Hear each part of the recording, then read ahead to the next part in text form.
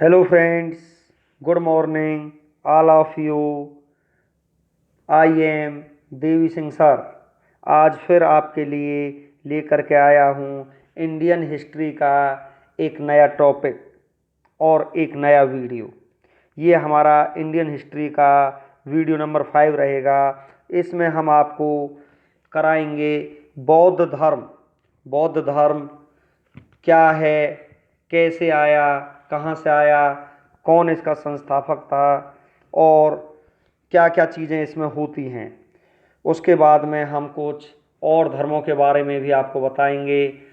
तो आप सभी फ्रेंड्स को वीडियो को पूरा देखना है, तभी आपकी समझ में सारा कुछ आएगा। और वीडियो जगह जगह से देखने पर आपकी कुछ भी समझ में नहीं आने वाला है, तो चाहे आप 2 बार में देखें, वीडियो आपको क्लियर करके चलना है, जिससे हमारा वीडियो बनाने का जो उद्देश्य है वो कंप्लीट हो जाए। तो अब हम टाइम ख़राब ना करते हुए आपको बौद्ध धर्म के बारे में जानकारी देते हैं। बौद्ध धर्म के संस्थापक गौतम बुद्ध थे। इन्हें एशिया का ज्योति पुंज कहा जाता है।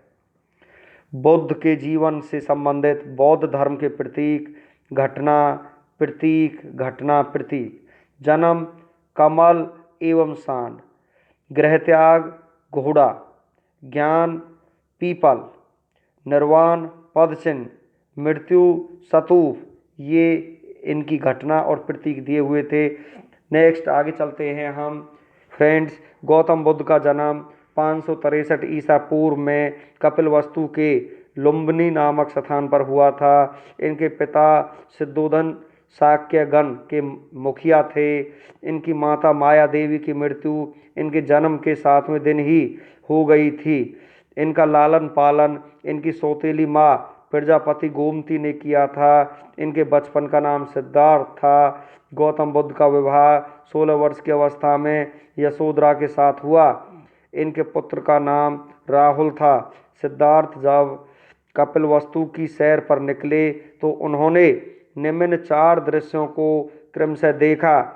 नंबर 1 बूढ़ा व्यक्ति, नंबर 2 एक बीमार व्यक्ति, नंबर 3 शव, नंबर 4 एक सन्यासी।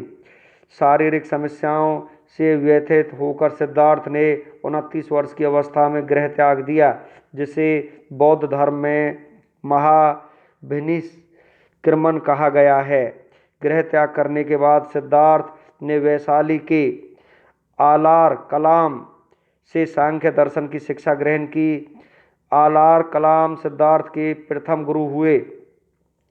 आलार कलाम के बाद सिद्धार्थ ने राजगिरी के रुद्र करा में पुत्र से शिक्षा ग्रहण की। उरुवेला में सिद्धार्थ को कौंडिन्य, वप्पा, भादिया, महानामा एवं असागी नामक 5 साधक मिले। बिना अन्न जल ग्रहण किए 6 वर्ष की कठिन तपस्या के बाद 35 वर्ष की आयु में वैशाख की पूर्णिमा की रात निरंजना नदी के किनारे पीपल वृक्ष के नीचे सिद्धार्थ को ज्ञान प्राप्त हुआ। ज्ञान प्राप्ति के बाद सिद्धार्थ बुद्ध के नाम से जाने गए। वह स्थान बोध गया कहलाया। बुद्ध ने अपना प्रथम उपदेश सारनाथ में दिया, जिसे बौद्ध ग्रंथों में धर्म चक्र प्रवर्तन कहा गया है। बौद्ध ने अपने उपदेश जनसाधारण की भाषा पाली में दिए। बौद्ध ने अपने उपदेश कोसल, वैशाली, कौशाम्बी एवं अन्य राज्यों में दिए। बुद्ध ने अपने सर्वाधिक उपदेश कोसल देश की राजधानी श्रावस्ती में दिए। इनके प्रमुख अनुयायी शासक थे बिंबिसार, प्रसेनजित व उदयन। बौद्ध की मृत्यु 80 वर्ष की अवस्था में 483 ईसा पूर्व में कुशीनारा, देवरिया, उत्तर प्रदेश में चुंद द्वारा अर्पित भोजन करने के बाद हो गई, जिसे बौद्ध धर्म में महापरिनिर्वाण कहा गया है। मल्लो ने अत्यंत सम्मानपूर्वक बुद्ध का अंत्येष्टि संस्कार किया। एक अनुश्रुति के अनुसार मृत्यु के बाद बुद्ध के शरीर के अवशेषों को 8 भागों में बांटकर उन पर 8 स्तूपों का निर्माण कराया गया। बुद्ध के जन्म एवं मृत्यु की तिथि को चीनी परंपरा के कैंटोन अभिलेख के आधार पर निश्चित किया गया है। बौद्ध धर्म के बारे में हमें विशद ज्ञान त्रिपिटक, विनय पिटक, सूत्र पिटक व अभिधम्म पिटक से प्राप्त होता है। तीनों पिटकों की भाषा पाली है। बौद्ध धर्म मूलतः अनीश्वरवादी है। इसमें आत्मा की परिकल्पना भी नहीं है। बौद्ध धर्म में पुनर्जन्म की मान्यता है। तृष्णा को छीन हो जाने की अवस्था को ही बुद्ध के निर्वाण कहा है। विश्व दुखों से भरा है का सिद्धांत बुद्ध ने उपनिषद से लिया। बुद्ध के अनुयायी दो भागों में विभाजित थे। भिक्षुक, बौद्ध धर्म के प्रचार के लिए जिन्होंने संन्यास ग्रहण किया उन्हें भिक्षुक कहा गया। उपासक, गृहस्थ जीवन व्यतीत करते हुए बौद्ध धर्म अपनाने वालों को उपासक कहा गया।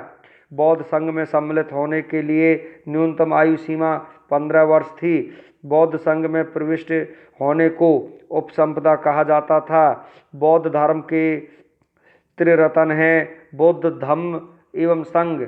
बौद्ध सभाएं, सभा समय, स्थान, अध्यक्ष, शासनकाल। प्रथम सभा जो हुई थी, प्रथम बौद्ध संगति 483 ईसा पूर्व, राजगृह, स्थान था अध्यक्ष महाकश्यप, शासनकाल अजातशत्रु के काल में हुई थी।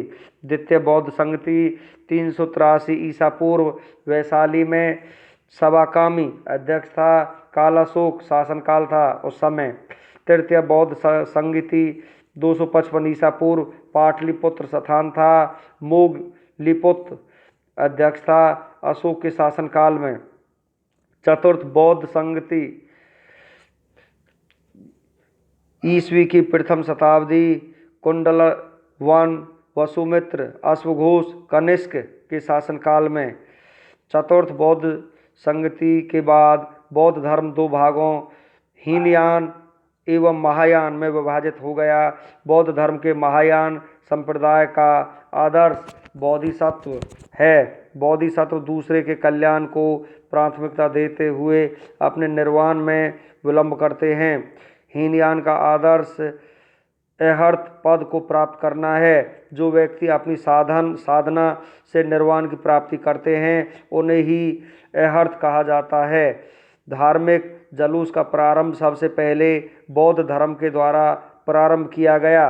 बौद्धों का सबसे पवित्र त्यौहार वैशाख पूर्णिमा है, जिसे बुद्ध पूर्णिमा के नाम से भी जाना जाता है। इसका महत्व इसलिए है कि बुद्ध पूर्णिमा के ही दिन बुद्ध का जन्म, ज्ञान की प्राप्ति एवं महापरिनिर्वाण की प्राप्ति हुई।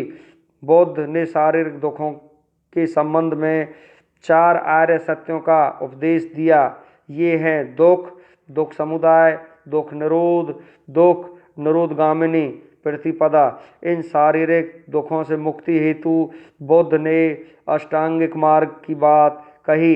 ये साधन हैं सम्यक दृष्टि, सम्यक संकल्प, सम्यक वाणी, सम्यक कर्मांत, सम्यक आजीव, सम्यक व्यायाम, सम्यक स्मृति एवं सम्यक समाधि। बौद्ध के अनुसार अष्टांगिक मार्गों के पालन करने के उपरांत मनुष्य की भव तृष्णा नष्ट हो जाती है और उसे निर्वाण प्राप्त हो जाता है।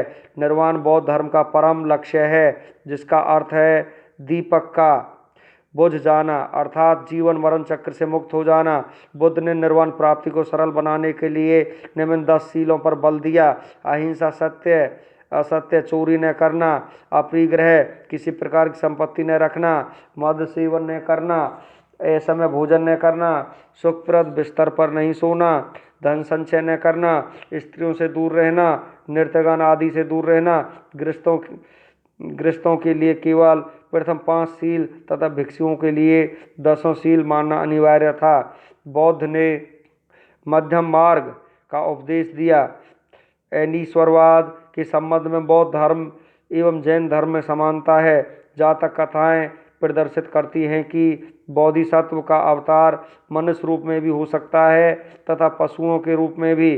बोधिसत्व के रूप में पुनर्जन्मों की दीर्घ श्रृंखला के अंतर्गत बुद्ध ने शाक्य मुनि के रूप में अपना अंतिम जन्म प्राप्त किया, किंतु इसके उपरांत मैत्रेय तथा अन्य अनाम बुद्धि अभी अवतरित होने शेष हैं। सर्वाधिक बुद्ध मूर्तियों का निर्माण गांधार शैली के अंतर्गत किया गया, लेकिन बुद्ध की प्रथम मूर्ति संभवतः मथुरा कला के अंतर्गत बनी थी।